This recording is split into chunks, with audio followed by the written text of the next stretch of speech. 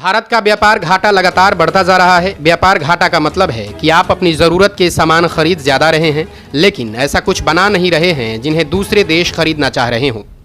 यानी आयात ज़्यादा हो रहा है, निर्यात कम। इसका मतलब यह हुआ कि विदेशी मुद्रा भंडार भरने की तुलना में खाली ज़्यादा हो रहा है और यह अर्थव्यवस्था के लिए ठीक नहीं है।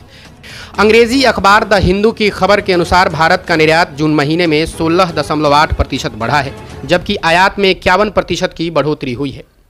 जून महीने में भारत का मर्चेंडाइज व्यापार घाटा बढ़कर 25.63 अरब डॉलर हो गया। जून महीने में भारत का आयात 51% बढ़कर 63.6 अरब डॉलर हो गया है। वहीं भारत के निर्यात में 16.8% की बढ़ोतरी हुई है। पिछले महीने भारत का निर्यात करीब 38 अरब डॉलर बढ़ा है। भारत का कोयला आयात 3 गुना से भी ज़्यादा बढ़ा है। वहीं सोने के आयात में 169% की बढ़ोतरी हुई है। यह आंकड़ा 2.6 अरब डॉलर पार कर गया है। पेट्रोलियम के आयात में भी 94.2% की बढ़ोतरी हुई है। जून में गैर पेट्रोलियम आयात का हिस्सा 42.84 अरब डॉलर है। इसमें 36.4% की वृद्धि हुई है। दूसरी तरफ चांदी और अन्य महंगे धातुओं के आयात में भी 31.7% की बढ़ोतरी हुई है। ICRA की मुख्य अर्थशास्त्री अदिति नायर ने द हिंदू से कहा, सोने के आयात में अपेक्षित कमी के बावजूद मर्चेंडाइज व्यापार घाटा निराश करने वाला है। चालू खाता घाटा 2022 और 23 की पहली तिमाही में दोगुने से भी ज़्यादा 30 अरब डॉलर हो गया है।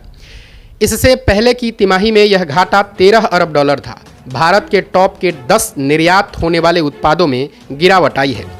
पिछले साल इंजीनियरिंग गुड्स का निर्यात में सबसे अहम योगदान था।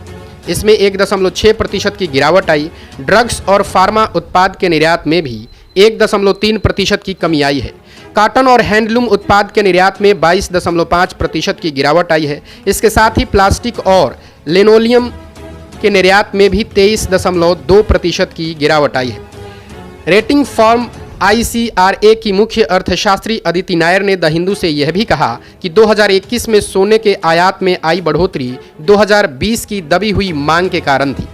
अब हम उम्मीद करते हैं कि इस कैलेंडर ईयर में 30 से 35 अरब डॉलर तक सीमित हो जाएंगे।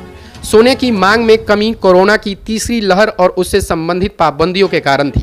सोने के आयात में आई कमी के कारण ही पिछले 5 महीनों में व्यापार घाटा सबसे निचले स्तर 17.4 अरब डॉलर पर पहुंच गया है। लेकिन अब सोने की मांग फिर से बढ़ रही है। वाणिज्य और उद्योग मंत्रालय के अनुसार जनवरी महीने में भारत के सर्विस सेक्टर का निर्यात 26.91 अरब डॉलर का रहा था, जो पिछले साल की तुलना में 55% ज़्यादा था। जनवरी 2020 की तुलना में 46.6% ज़्यादा है। सर्विस सेक्टर में निर्यात 15.8 अरब डॉलर से साल दर साल 60.3% बढ़ा है। प्रधानमंत्री नरेंद्र मोदी की तमन्ना है कि भारत की अर्थव्यवस्था का आकार 5 ट्रिलियन डॉलर का हो जाए। 4.97 ट्रिलियन डॉलर के साथ जापान तीसरे नंबर पर है और जर्मनी 3.99 ट्रिलियन डॉलर के साथ चौथे नंबर पर है। अगर मोदी के 5 ट्रिलियन डॉलर का सपना पूरा हो जाता है तो भारत तीसरे नंबर पर आ जाएगा, लेकिन यह इतना आसान नहीं है। भारत अभी भी 2.73 ट्रिलियन डॉलर के साथ छठे नंबर पर है। शुक्रिया।